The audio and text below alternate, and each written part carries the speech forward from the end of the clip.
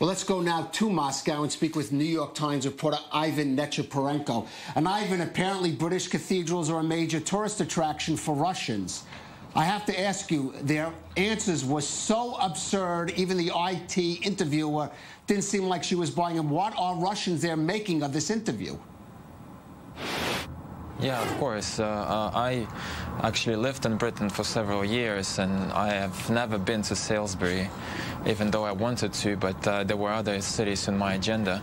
The thing is that it seems that there was deliberate, because you couldn't explain it otherwise. If it wasn't deliberate, then the level of incompetence in the Russian state and in the Russian media must be just skyrocketing. So they must be covering this whole thing and making it an absurd circus.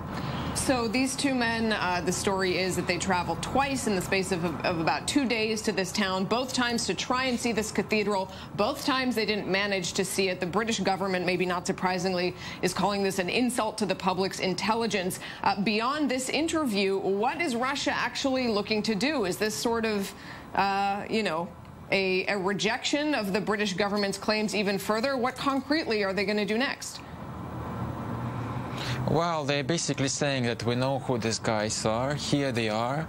This guy said that they are in those pictures.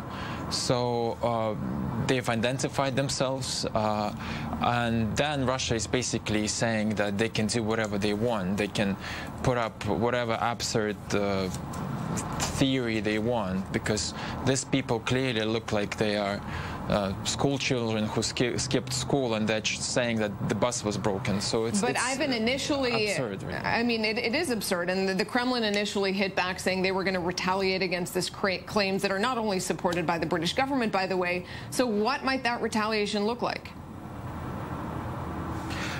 Well, the retaliation is a retaliation to sanctions. So if new sanctions are imposed, the U.S. imposes new sanctions, then Russia will retaliate. But this is another question. The new sanctions will only come in November.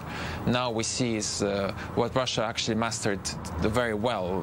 It's trolling. It's denigrating the discussion to the level where it's no longer serious. Everybody's just exchanging jokes about it. But at the end of the day, we are, of course, talking about a nerve agent. Right, and I want to ask you, Ivan, one thing, not a joke. A member of the Pussy Riot dissident group apparently fell ill. There is talk of possible poisoning. Do you have any update on that story? Well, his relatives, Pyotr Verzilov, his name is, his relatives, they visited the hospital today, and they were told that he was likely poisoned by some medication. But the problem is that he doesn't, according to his relatives, he doesn't take really any medication of this kind. So it's another mysterious story that is going to be probably very difficult to unwrap. But fortunately, they also say that he should recover in 2 or 3 days.